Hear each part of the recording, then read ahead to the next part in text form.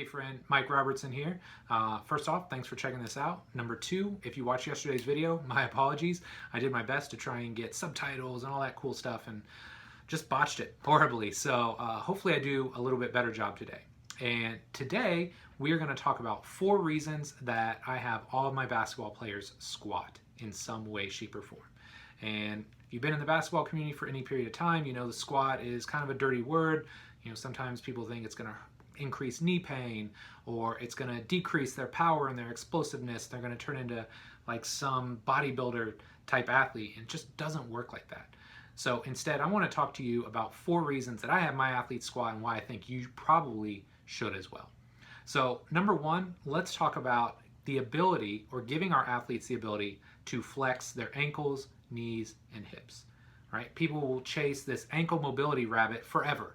Right? And they're doing wall ankle mobilizations for years on end and wondering why they don't get a result.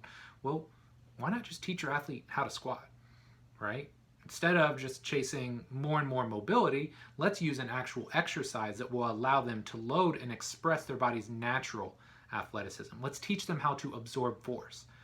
So if you teach an athlete to bend, all of a sudden you're going to improve their ability to absorb force. And that's what I see a lot of cases with the athletes that I'm coaching. They're great at propulsing, they're great at producing force, but they lack the ability to absorb force. So that's a big one.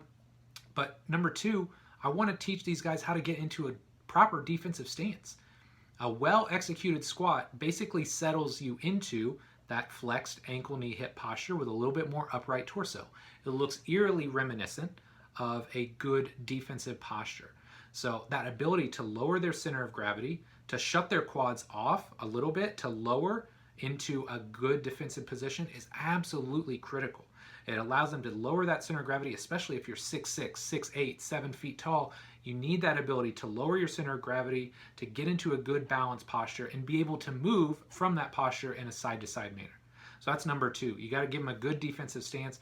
I don't care if you're a basketball coach. You can tell somebody till they're blue in the face to get their hips down. But if they don't have the actual physical capacity to do it, it's not going to matter. All right, so that's number 2. Number 3, here's what you want to hear. If you squat up to a point and you get stronger in the squat, you can improve an athlete's vertical jump. Now, it's not trying to turn a basketball player into a power lifter. It's not trying to max them out every single week to see how high you can drive their back squat numbers, but a well-executed squat, again, where you're flexing the ankles, knees, and hips, the torso's a little bit more upright, you're keeping the abdominals engaged, man, that is eerily reminiscent from a force production perspective and from a force vector perspective to giving an athlete the ability to jump up higher in a vertical sense. So you want your athletes to jump higher, give them a basic strength foundation, teach them the mechanics of a proper squat, load it to an appropriate degree, and we can have another discussion about that another day, but teach them to squat appropriately, load them appropriately, and especially early on, you're going to see a nice carryover. Last but not least, this is probably going to ruffle some feathers, but a well-executed squat will help keep the knees healthy. When we're talking about basketball, so many athletes are worried that squats are going to make their knee pain worse. But it's only because they've got these concentrically oriented quads. Their quads are on, they're stiff, they're tight all the time. They're constantly trying to propel themselves forward. Well, we need to give you the opposite in that case. So a well-executed squat that gets the pelvis back underneath them, that allows them to sit down, that allows their knees to come forward, that allows them to shut those quads off and learn to control movement versus just produce movement, can be an absolute game changer with regards to your athlete's knee health.